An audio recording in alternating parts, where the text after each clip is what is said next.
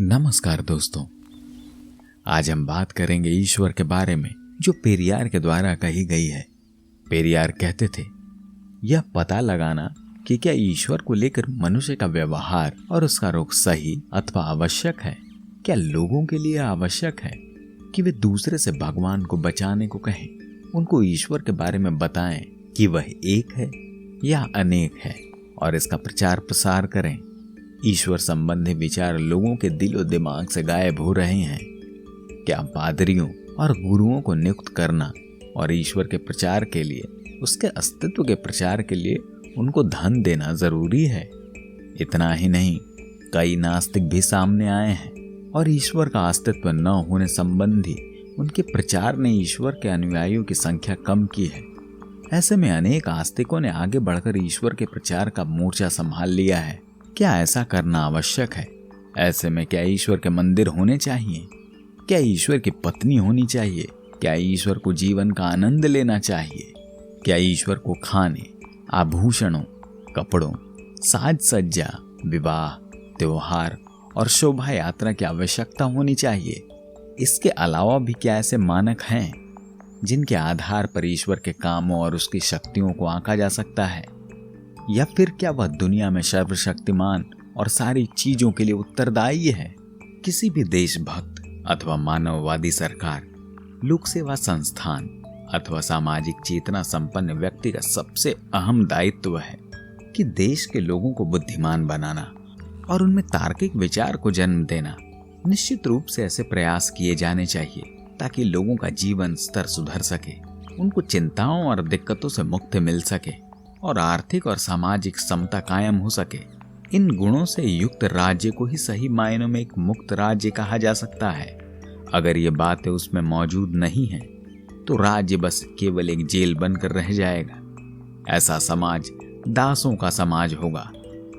आमतौर पर राजाओं द्वारा शासित राज्य और समाज अपनी अलग तरह की दिशा तय करते हैं।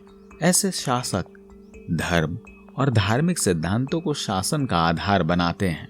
बहरहाल, एक लोकतांत्रिक राज्य का आधार बुद्धिमत्ता और स्वतंत्रता को होना चाहिए। धर्म और धर्मशास्त्र के निर्माण का एकमात्र उद्देश्य बौद्धिकता और आजादी को नष्ट करना और लोगों को मूर्ख और दास बनाना है।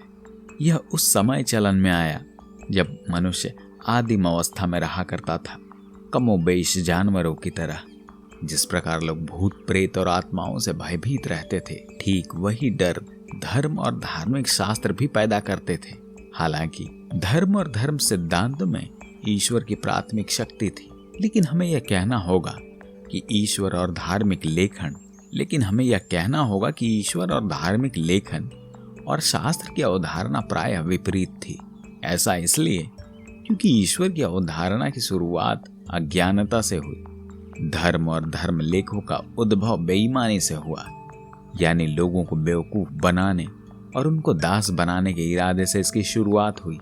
दुनिया भर के बुद्धिमान लोगों ने इसका समर्थन किया, खास तौर से पश्चिम के जाने माने विद्वानों ने। उन्होंने कहा, आप ईश्वर की अवधारणा रचने वाले व्यक्ति को माफ कर सकते हैं। वह मूर्ख था।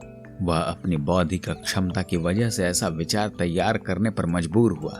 लेकिन धर्म और धर्मशास्त्र आदि का निर्माण करने वाला व्यक्ति ईमानदार नहीं रहा होगा। उसने ऐसा केवल लोगों को भयभीत करने के लिए किया। ईश्वर का निर्माण करने वाले व्यक्ति का इस बात पर जोर था कि कोई न कोई ऐसी शक्ति है जिसने यह विश्व और उसकी व्यवस्था निर्मित की होगी। उसने ईश्वर के अस्तित्व को संदेह का लाभ दिया। लेकिन धर्म और धर्मशास्त्र के साथ यह बात नहीं है। यह एक पूर्ण झूठ है जिसका निर्माण लोगों को धोखा देने और उनका शोषण करने के लिए किया गया, उनके बीच मतभेद उत्पन्न करने के लिए किया गया।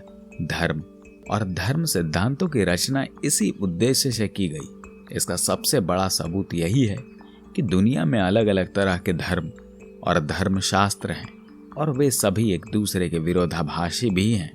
दूसरा सबूत यह है कि इसके रचयिता मानवीय प्रकृति से ऊपर प्रतीत होते हैं। ये न केवल हमारी बौद्धिकता को नष्ट करते हैं बल्कि हमारे चरित्र को भी क्षति पहुंचाते हैं। इनकी वजह से हमारी ईमानदारी, प्रेम, एकता, समता आदि सभी प्रभावित होते हैं। हमारे विकास पर असर पड़ता है। विज्ञान को नुकसान पहुंचता है और अज्ञानता को बढ़ावा मिलता है। हम इन सब बातों के खिलाफ हैं। आपको ये सारी बातें समझने के लिए बहुत दूर जाने की आवश्यकता नहीं है। इनका उत्तर तो अपने धर्म और उसके सिद्धांतों का विश्लेषण करके ही मिल जाएगा। यह एक ऐसा विचार है जो आपको सोचने पर मजबूर कर सकता है। अगर पेरियार का यह विचार पसंद आया हो तो चैनल को सब्सक्राइब करना ना भूलें। धन्यवाद।